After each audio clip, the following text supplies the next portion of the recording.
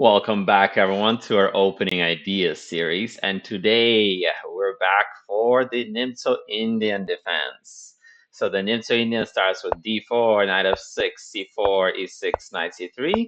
And Nimzovich was a big fan of pinning that knight so we could work against the center, make sure they don't get e4, and also double up their pawns when possible. Before I get into the details, and I'd like to share with you the novelties I've amassed throughout the years, just a quick request, I guess. If you have questions about your openings and if you want some line analyzed, this is my hobby. This is what I actually enjoy doing. So let me know and I'll try to make a video for you too. Now, that being said, let's take a look at the G3 Nimzo-Indian first. And if you remember, Carlsen actually played this line against Hans Niemann in the game that started this whole controversy over was Niemann cheating or not. Well, we'll never know. Maybe we will. But in the game, Carlsen actually lost after castling. Now, instead of castling, I'd like to show you some exciting ideas in the Nimzo. So one exciting idea that my friend Michael Song was suggesting was knight e4. And at first, I looked at this like, what does that even do? I don't understand. But then it started to, dawn on me that after f5, we get to keep that square forever, and the bishop is canceled out on this long diagonal. He can never hurt us again. Just to give you an example, what happens if white gets greedy? Of course, we keep the knight there, we don't run back, and we offer him the knight. They can't take with the knight, so they gotta take with the bishop. But after bishop takes, pawn takes, queen takes, that pawn is not worth it, right? We have the very nice d5 just blasting open the center. So their king is stuck in the middle. And if the queen runs back, of course, taking is not good for them. That's not allowed. And if the queen runs back to keep an eye on the pawn, then we have the very nice idea d5. Very much an engine idea, right? I wouldn't have come up with this by myself, but the engine, so I was using Lila at the time, kept saying, this is great. And I'm like, you know what? You're right. So after pawn takes, queen takes. Hits both the pawn and the rook. And if you take the other way, then we have d4, making use of the pin, and also bishop f5 is coming right up. So this is a disaster for white. That pawn is poisoned, but what else can they do? Well, a normal Nimzo-Indian player who plays queen c2 wants to go for a3 and get my bishop here. But here, the bishop comes at a cost, right? So if they play a3, I can just double up these pawns and then go for the weakened c4 guy over here. Let's go for our favorite pawn on c4, and if they try to kick away my annoying knight, even the horsey can jump to d6 and start attacking that poor pawn, right? Uh, Kicking out my knight cost them the eyes of this bishop. So if they play f4 right now, okay. Even knight e4 is probably okay for me, but probably knight c6 is as well. So another line that could happen is c5. They try to kick us away, but here comes our octopus, right? The octopus lands on c4, and good luck getting rid of him, by the way. He's a fantastic knight. The bishop can support him from a6 if needed. It's kind of like the Nimzovich game against Madison, right? Where Nimzovich sticks the knight on c4 and dominates the opponent's bishop. Okay, so then if they try to get at my rook in the end, we play knight c6. They say, oh, but I can kick the knight, and here you're losing your knight, which is true, by the way. So we just go to the side where they cannot kick us. And after they try to win the rook, we just ignore them, protecting the rook and hoping for this position, where the extra pawns don't give white anything. They're all weak and ugly, just like their position, right? The king is ugly, this bishop is stuck forever, and we have these outposts on e3, e4, c4, which give black an excellent game. Okay, so if they don't want to steal my pawns, and if they don't want to come for d7, what else can they do? Well, the other logical move is knight f3, but after knight c6. This is a great idea because we're coming for that pawn as soon as possible, right? And even when they castle, I know I'm going to take this guy and ruin their pawns. so my knight can get him later. If they try to defend the pawn, and how else, right? Then I can ask the pawn a question with b6. And if they take, all I want for Christmas, since it's Christmas season, is to stick a knight on c4, go for something like, okay, bishop b7, queen e7, rook a7, rook a8 would be a very simple way to play chess. Yeah, that would be a fantastic position for black. And if they try to trade off my good knight, I can take, since I'm hitting the rook, they take back, and I trade off the bishop pair. The way I see it in the Nimzo-Indian, if we traded off the bishop pair, then we're doing all right already. Okay, already here I can say we're equal because after takes, only black can be better. All the black needs is the good knight versus bad bishop with c6, b5, rook a3, queen e7, rook a8, and black is better here. Okay, so that concludes the g3 chapter. It's not a very common line, but I just like this idea with giving up the pawn and going for the center, right?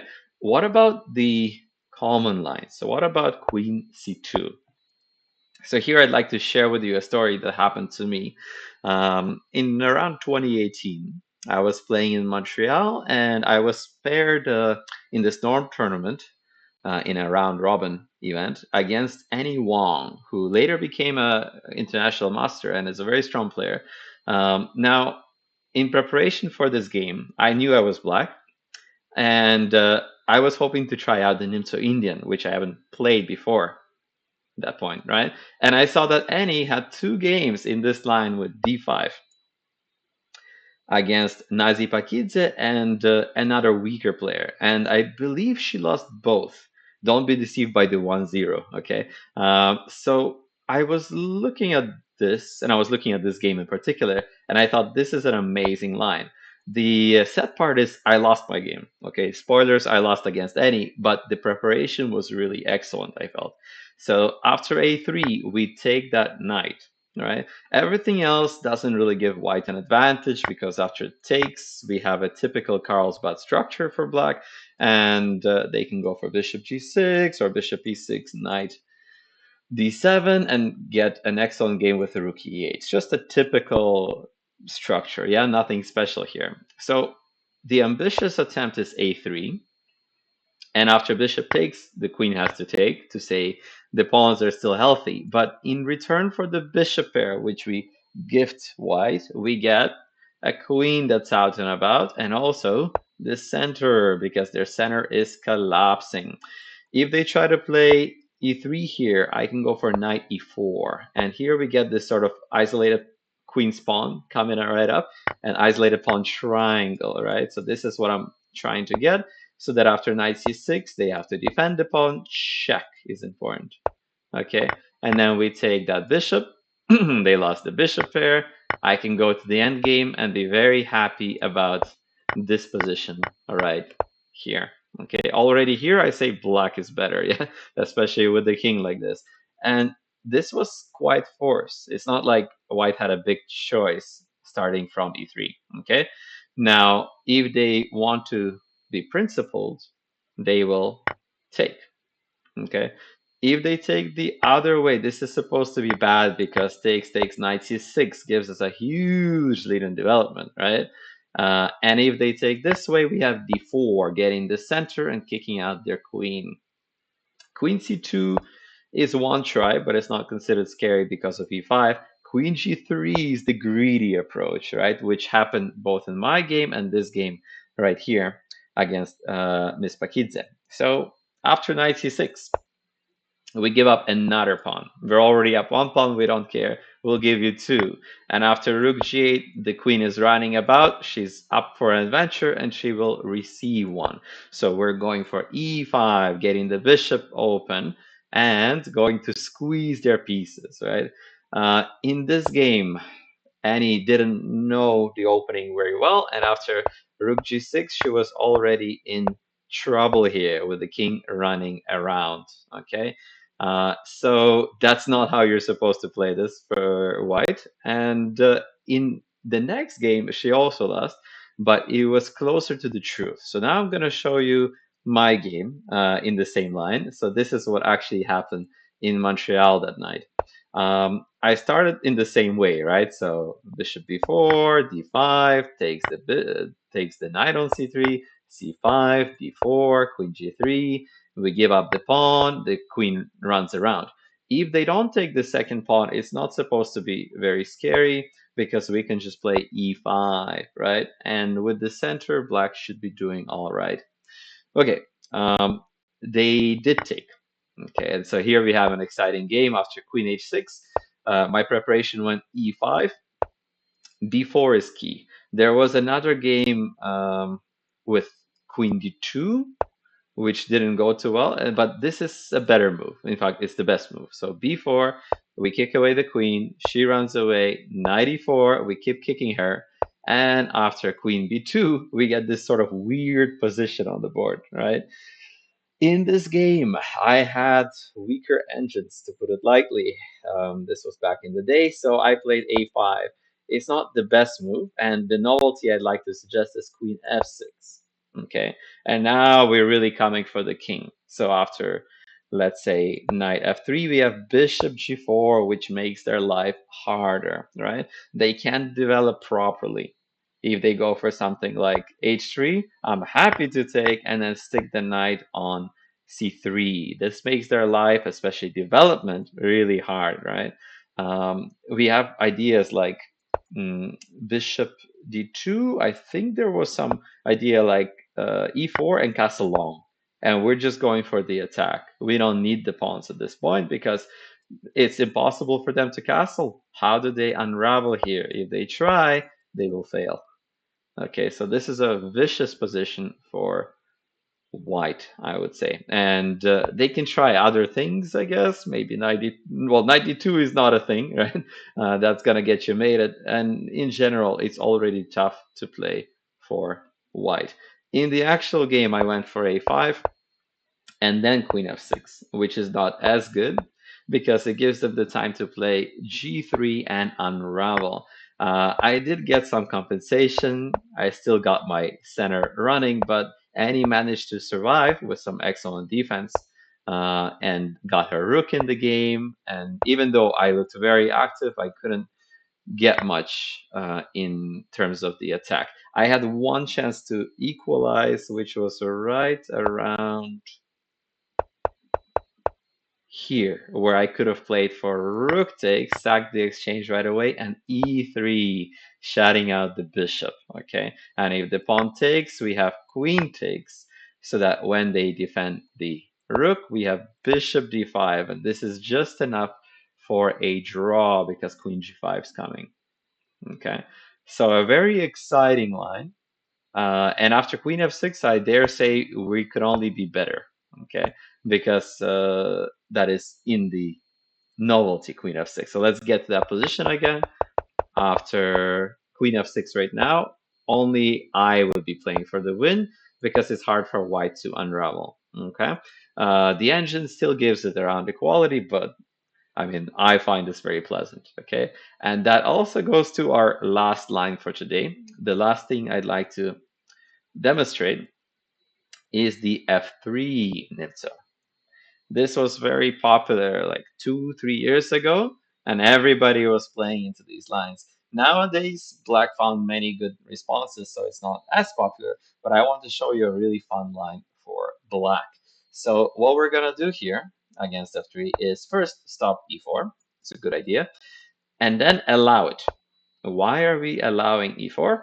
Because they already weakened their dark squares. So we have this amazing idea of c5 blasting open the center. Apart from looking a bit crazy, yeah, because all the pawns are looking at each other, and it looks like we lose, right? Isn't that a fork? Oh no, my bishop. No, don't worry, you're good. Okay. After takes here, knight c6, we win the pawn. Right? So I don't have to worry about the forks. And what else can they do here? I want to analyze a few moves with you. So the novelty I want to show um, will be in this line, I believe, after takes, takes, takes. There was a game that went pawn takes, but then bishop g5 is a bit annoying, pinning us and going for the d5 square, right? So instead of that, uh, the point is we will ignore the pawn and we can just castle and play for development. Why do we give up a pawn? The dark squares are atrocious, right? My development's better. They have a hard time developing all these guys, and they can't really block out my bishop. Good luck with that, right? They have a hard time holding their center because the center is being undermined, right? It's breaking down.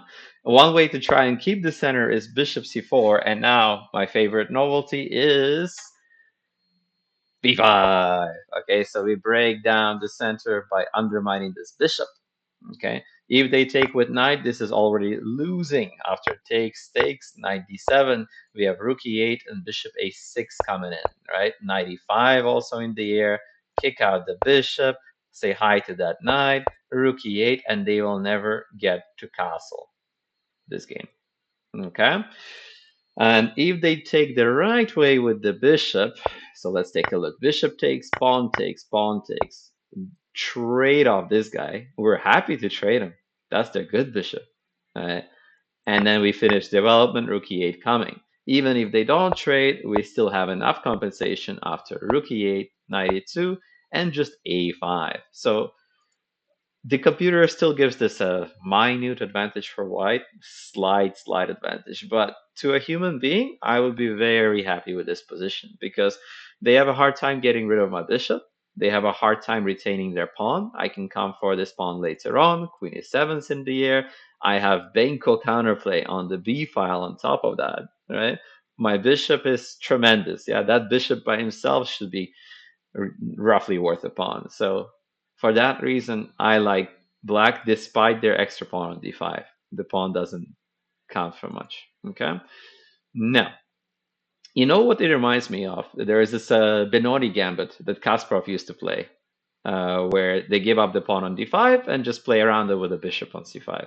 Okay, you can check it out. It's d4, knight f6, knight f. D4, knight f6, c4, c5, knight f3, and then takes e5, knight b5, d5. And that's the Benoni gambit that Kasparov used to play. But here we get excellent compensation, so nothing to worry about.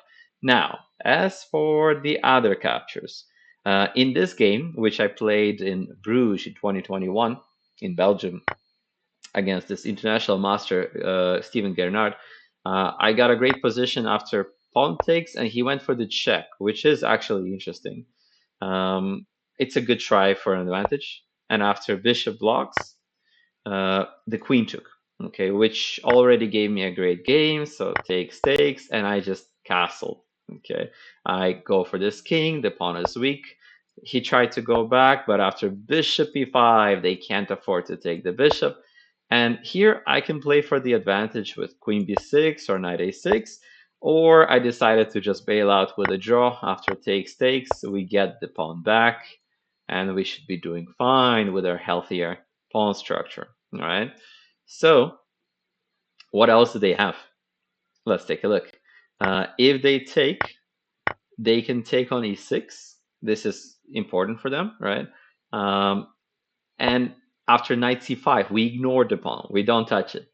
This is a common theme, right? We gambit this pawn so that we have a lot of development with knight c5, and the queen opens up, so they can't even take this pawn, right? This is a typical trap for this line because we always have the queen on the d file and their king's exposed, right? Okay, so if they don't take that pawn, they can play b4. We go back, knight a4, what else, right? And if they play knight b5, then d3, and they can take my bishop, but their knight has a hard time coming out. They can play knight h3. Then we just gang up on the center files with the rooks, and that makes up for the missing pawn, right? Our activity is tremendous here. Okay, so that's what happens if they play for bishop takes in this line. What else can they do? This is already fantastic. Like, I can just castle and say, go on, yeah, keep taking pawns, yeah, blow up the center for me. while your king is never going to castle again, right? So this is not fun for white. In fact, one person I was playing just this summer decided to play c5 to avoid all this nonsense. And after bishop e7, e3, I managed to get in e5, but this actually wasn't even that good. A better way of playing this is just a5 followed by b6, right? And let's say we get something like this castle. Black is going to undermine bishop a6 and solve all their problems. Okay, so c5 is not scary either. If they take, we're doing fantastic. Did we miss anything after c5? Let's take a look. So they can take right away instead of taking on c5 first. And here they can take with the queen, but this is supposed to be bad for them because after pawn takes, e5 is still not working since we have knight c6. They can try to pin me, but queen e7, and their pawn here is not going to help much as I can just castle and kick them away. So their king is stuck, queen is stuck, and we're blowing open the center. This is an easy way to beat a weaker player, by the way, because they're getting tangled up in the center, forgetting about development, and you can just start attacking as black right away. Okay, so I think that brings us to the end. Just don't forget that you're trying to get the dark squares, and this whole diagonal is very precious here. There are a lot of tricks you can use along that diagonal too, right? So after takes, pawn takes, if they take back, we can just castle and go for queen c7, and this is again fantastic compensation for black because the pawn's weak, this guy is weird, the dark squares are super weak as well, and their queen is out of place. We're gonna have tricks like knight c6, right? Kicking the queen and setting up bishop check here. All right. So on that note, guys, if you like this video, feel free to click the like button and subscribe. And otherwise, I'm waiting to hear what you think about this and if you played the Nimzo-Indian yourself. All right. All the best and until next time.